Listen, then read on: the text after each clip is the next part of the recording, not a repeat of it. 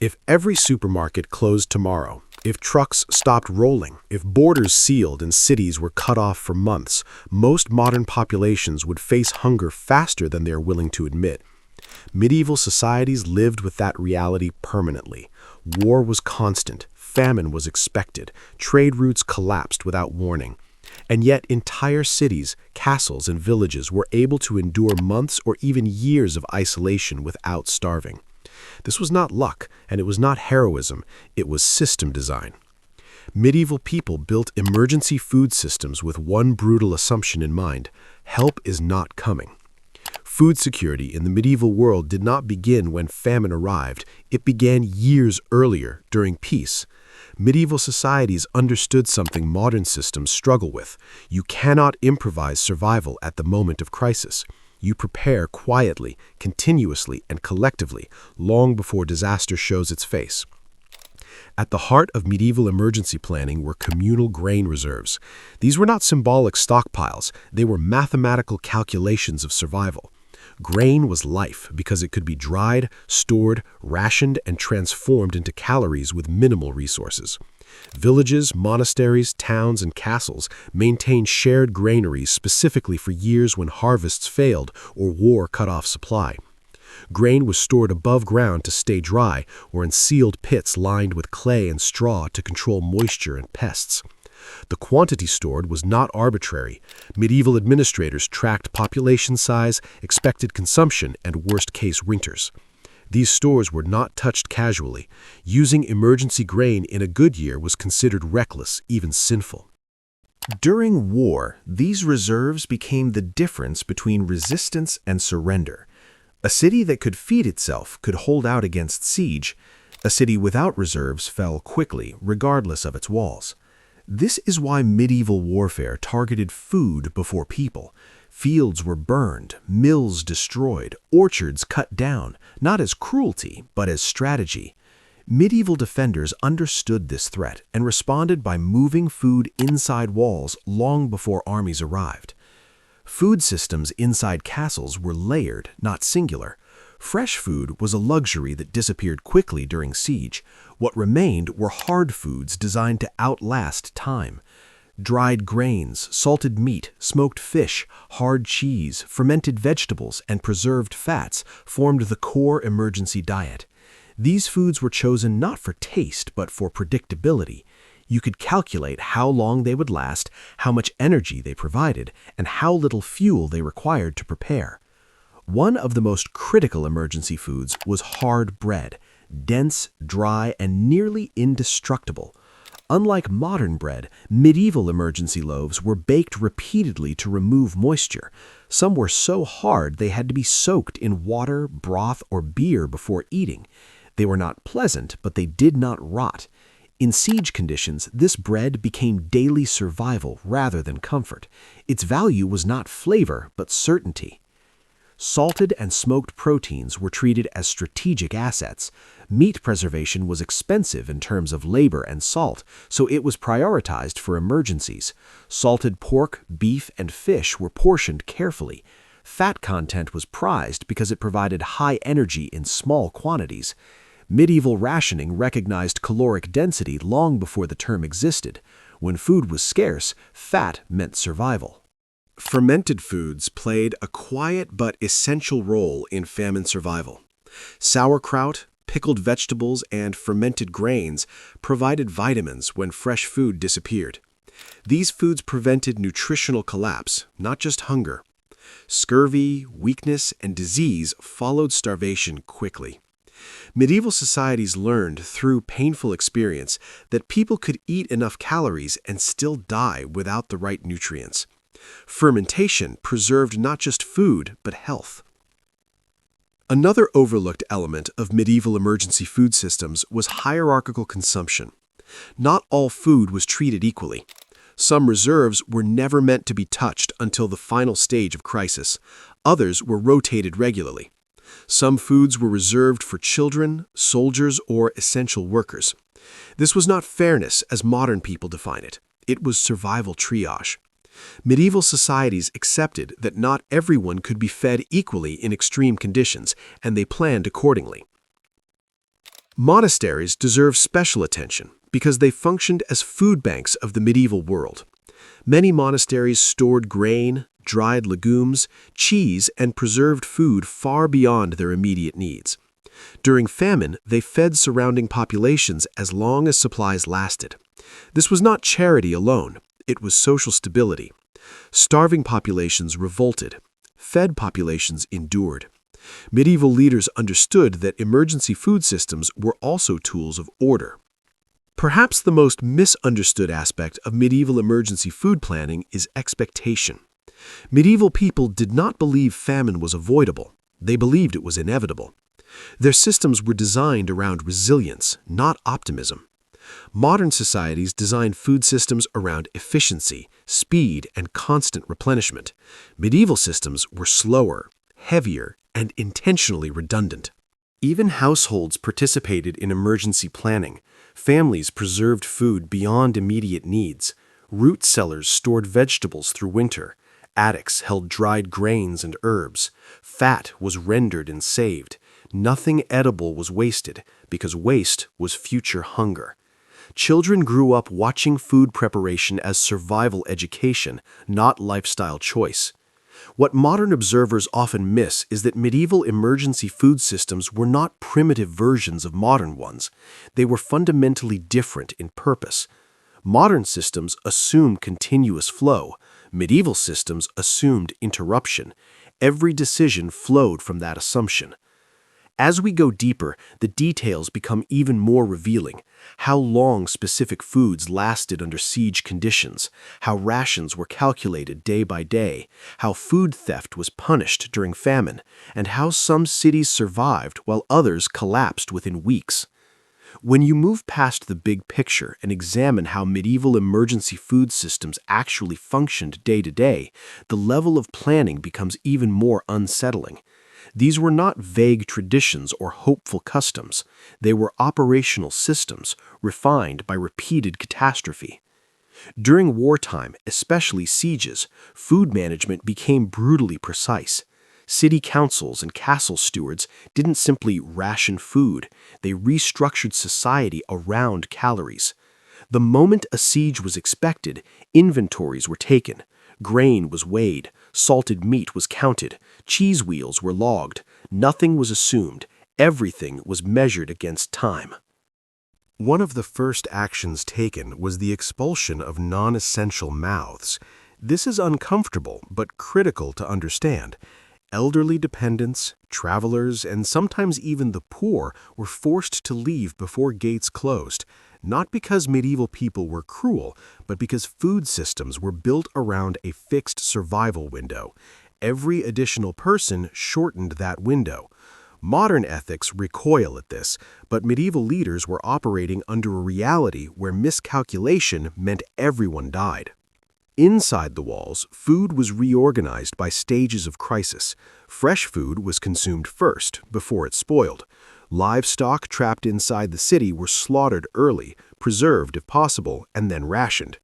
Only after fresh and semi-perishable food was exhausted did communities turn to their deepest reserves: hard bread, dried legumes, salted protein, and stored fat. Emergency food was never the first line of defense, it was the last. Grain dominated everything. Wheat, rye, barley, oats, and legumes formed the backbone of famine survival. Grain was compact, calorie-dense, and transformable.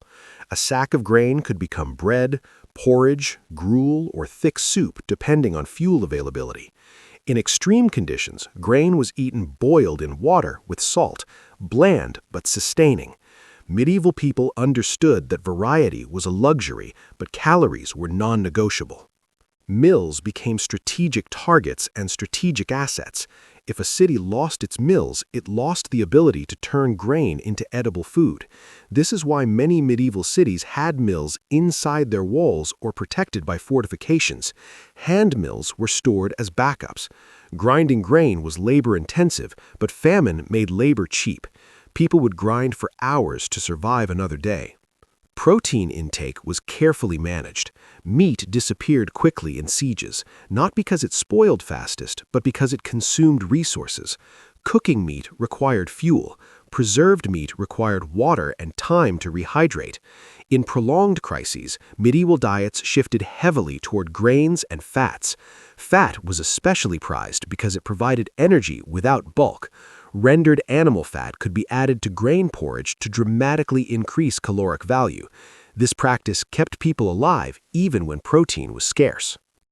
Children were often fed differently than adults.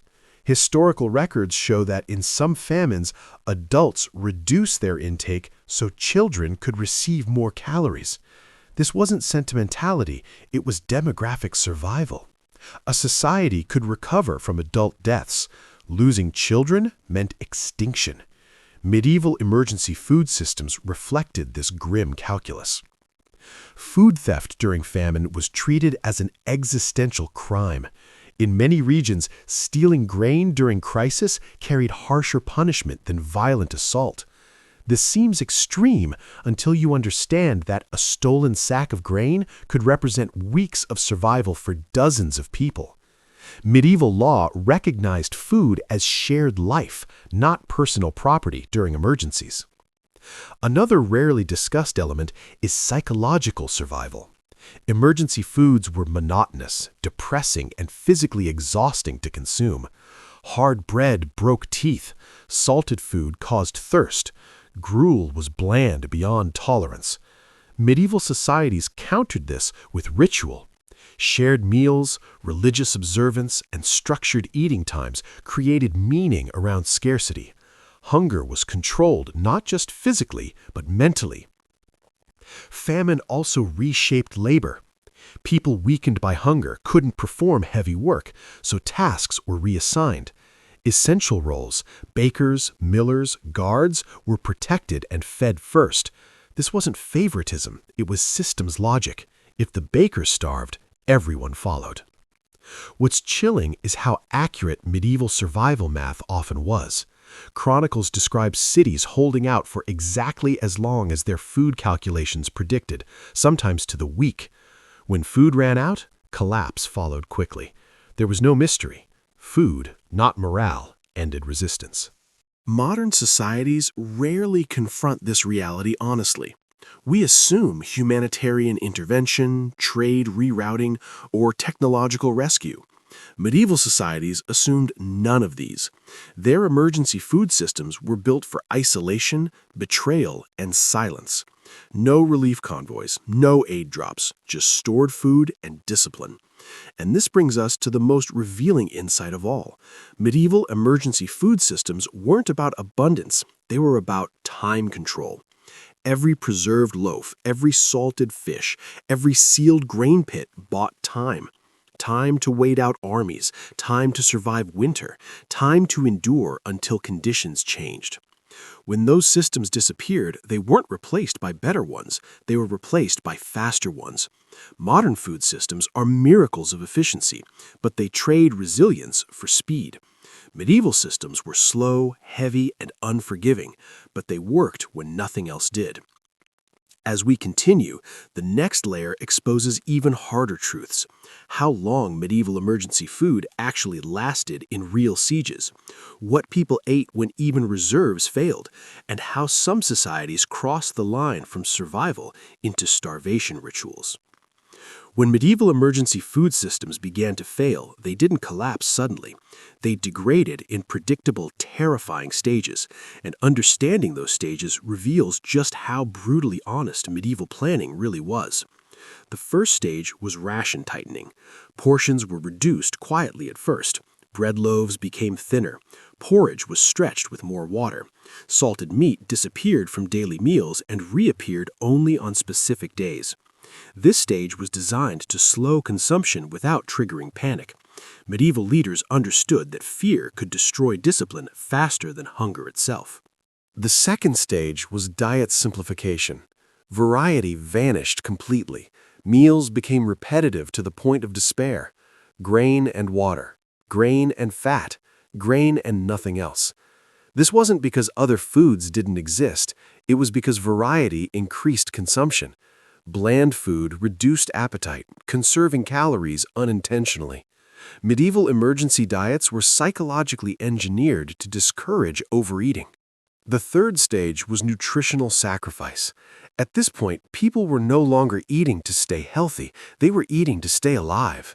Protein intake dropped sharply, vitamins disappeared, weakness spread. Yet systems still functioned because calorie flow continued. Medieval records repeatedly show people surviving long periods on dangerously imbalanced diets, collapsing only when calories, not nutrients, ran out. When reserves dipped below survival projections, societies entered what historians call threshold planning. This is where medieval realism becomes hardest to accept. Leaders calculated when food would run out entirely. They planned for that moment. Some cities attempted negotiations precisely when food hit a known minimum. Others prepared for breakout attempts. Some prepared for evacuation. Food systems were not just sustenance, they were strategic clocks. In extreme famines, communities activated last resort foods. These were not everyday items. Bark bread made from ground tree bark mixed with grain dust, wild roots normally ignored, seeds reserved for planting, leather scraps boiled into gelatinous broth. These foods were never considered normal. They were markers that the system was dying. Medieval people knew these foods would weaken them. They ate them anyway, because time mattered more than strength. What's rarely discussed is that these foods were already culturally known. People didn't invent bark bread in desperation. They knew how to make it because past generations had survived using it. Knowledge of starvation foods was passed down deliberately, not as instruction manuals, but as warnings. Children learned what these foods were so they would recognize when society was truly in danger. Food systems also intersected with migration decisions. When reserves reached critical lows, some communities chose to leave rather than starve. This wasn't chaos, it was calculation. Staying meant guaranteed death, leaving meant uncertain survival. Emergency food systems were designed to delay that decision as long as possible, buying time for weather, politics, or war to change. Another overlooked element was seed protection. Even during famine, some grain was never eaten. It was guarded fiercely because without seed, survival beyond the crisis was impossible. Medieval societies understood that eating tomorrow's harvest meant permanent collapse. Many starvation deaths occurred not because food didn't exist, but because societies refused to consume their future. This choice was deliberate and tragic. Emergency food systems also shaped social memory. Famine years were named, remembered, and referenced for generations. People remembered what worked and what failed. Entire preservation traditions were strengthened or abandoned based on famine outcomes. Medieval food knowledge evolved faster during crisis than peace because mistakes were fatal and success was remembered. It's also important to confront a hard truth. Medieval emergency food systems did not save everyone.